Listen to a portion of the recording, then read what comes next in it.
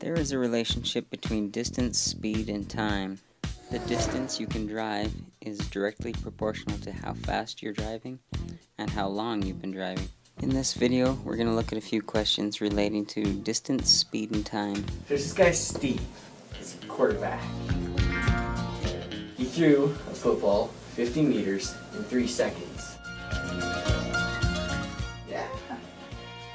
So we've got the distance, 50 meters, and we've got the time, 3 seconds. What was the average speed, or the velocity? So what do we do? The formula for speed is V equals D over T, or distance and time. And the distance was 50 meters, time was 3 seconds. Divide those and you get 16.666666. But you round it and it gives you 16.7. So the speed of the football was 16.7 meters per second. If it takes Ashley 3 seconds to run from the batter's box to the first base at an average speed of 6.5 meters per second, what is the distance that she will cover in that time? Ashley was playing baseball. She ran to first base in 3 seconds.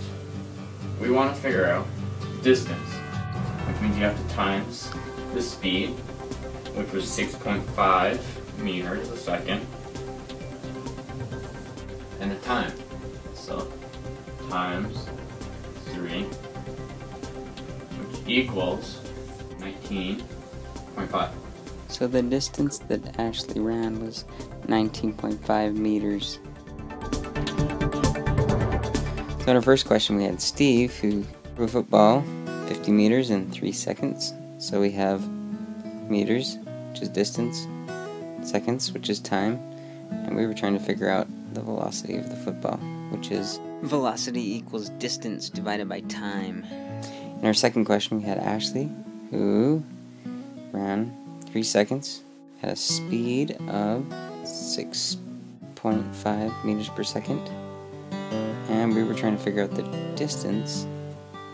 So we use this formula: distance equals time times velocity. In this last question here, we're going to have Bart, and he's going to be running 5,000 meters before the cops catch him, and he's going at an average speed of 6 meters per second. So we're going to use the last formula: time equals distance over velocity. Okay, we have Bart. Bart robs a bank. He's got a bag of cash. He's running from the cops. And he's running at a rate of 6 meters per second. That's like booking. Like, look over here. 1 meter, 2 meters, 3 meters, 4 meters, 5 meters, 6 meters. So that's like from here to there every second. And he actually ran 5,000 meters. He was running, and then the cops caught him. Woo, woo, woo. 6 meters per second for that long. We want to know how long you ran for. Time equals what? Distance over speed. Speed. Distance over speed or velocity. Time, you don't know. Distance, you ran 5,000 meters. His velocity was 6 meters per second.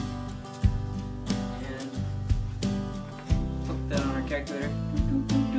833. 833, yeah, that's right. 833.333333333. Actually equals 833.33. Repeating. So he actually ran 833.3. Seconds.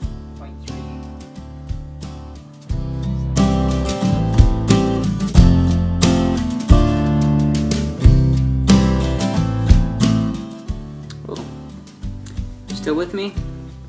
There's one more thing we need to do. We need to take 833.33 seconds and change it into something that's a little bit easier to understand, like minutes.